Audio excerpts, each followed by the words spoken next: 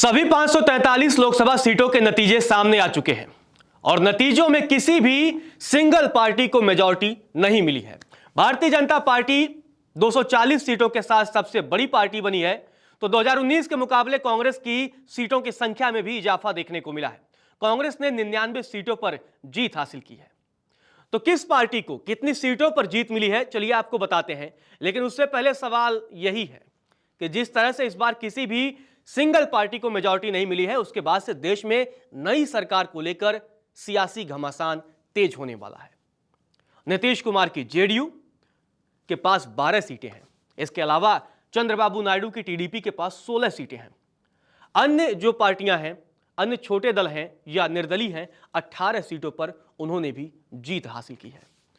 तो ये जो संख्या है 12, 16 और 18, तकरीबन 46 सीटें, यही 46 सीटें किंग मेकर बनने वाले हैं।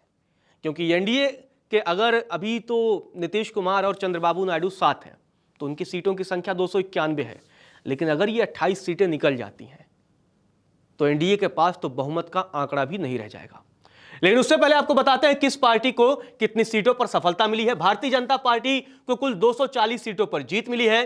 कांग्रेस ने कुल 99 सीटों पर जीत हासिल की है। समाजवादी पार्टी ने 37 सीटों पर जीत हासिल की है और वो देश की तीसरी सबसे बड़ी पार्टी बन गई है।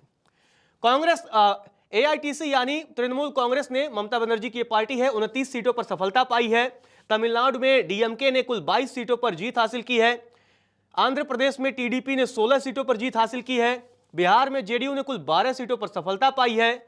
शिवसेना, उद्धव ठाकरे वाली शिवसेना ने भी 9 सीटों पर जीत हासिल की है। महाराष्ट्र में 9 सीटों पर उद्धव ठाकरे की शिवसेना ने जीत हासिल की है।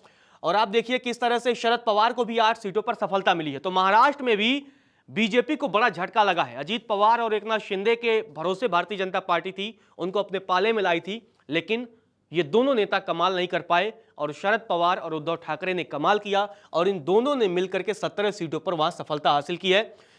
इसके अलावा जो एकनाथ शिंदे की शिवसेना है उसको 7 सीटों पर सफलता मिली है। लोक जनशक्ति पार्टी, रामविलास चिराग पासवान की पार्टी है, उसको 5 सीटों पर बिहार में सफलता मिली है। इसके अलावा वाईएसआरसीपी, जगन मोहन रेड्डी की पार्टी, हालांकि विधानसभा चुनाव में जगन मोहन रेड्डी की पार्टी को बुरी तरह से हार का सामना करना पड़ा है और लोकसभा के चुनाव में भी वही नतीजे देखने को मिले हैं, फिर भी 4 सीटों पर उनको सफलता मिली है। तेजस्वी यादव की अगुवाई में राष्ट्रीय जनता दल यानी आरजेडी को भी 4 सीटों पर सफलता मिली है।